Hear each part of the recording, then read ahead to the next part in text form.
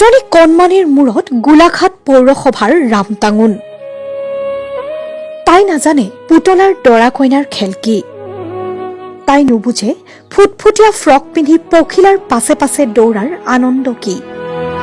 তাই জানে পেটৰ ভোকৰ জ্বালা কিমান আৰু জানে জীয়াই থকাৰ সংগ্ৰাম কি। এয়া গোলাঘাটৰ এজনী কণমানি, বয়স মাত্ৰ 7 বছৰ, কিন্তু তাই বহন কৰিছে বহুত ডাঙৰ দায়িত্ব। টকা উপাৰ্জন কৰি ঘৰ চলোৱাৰ দায়িত্ব। হয়, এয়া এতিয়া কণমানিজনীৰ জীৱন, কিন্তু তাতো হেন চকু গোলাঘাট পৌৰসভাৰ। কেঁচুৱাটিৰ পিতৃ মাতৃক হেৰুৱাই নিথৰুৱা হৈ পৰা কণমানিজনীয়ে লকডাউনৰ সময়ত পেটৰ ভোক দূৰ কৰিবলৈকে পদপথত দিছিল এখন তামোল পাণৰ দোকান। লগত আনিছিল কেইবিধমান শাক পাচলি। কিন্তু তেনে সময়তে গোলাঘাট পৌৰসভাৰ এখন গাড়ীৰে হঠাৎ আহি দুজনমান লোকে বাধা প্ৰদান কৰে কণমানিজনীক।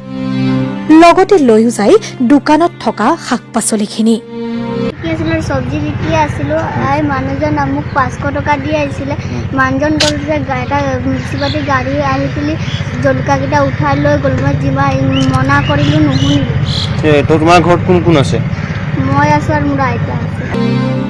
কিন্তু এতিয়া প্ৰশ্ন হয়, পেহাক পেহীয়েকৰ আশ্ৰয়ত ডাঙৰ দীঘল হোৱা অভিভাৱকহীন কণমানিজনীৰ অপৰাধ কি আছিল? কিয় লৈ যোৱা হ'ল বিক্ৰীৰ বাবে অনা পাচলিখিনি? বৰমূৰীয়াই বুজেনে দুখীয়াৰ দুখ কি? গোলাঘাটৰ পৰা দেৱাশীষ সাহাৰ ৰিপৰ্ট, নিউজ নাও।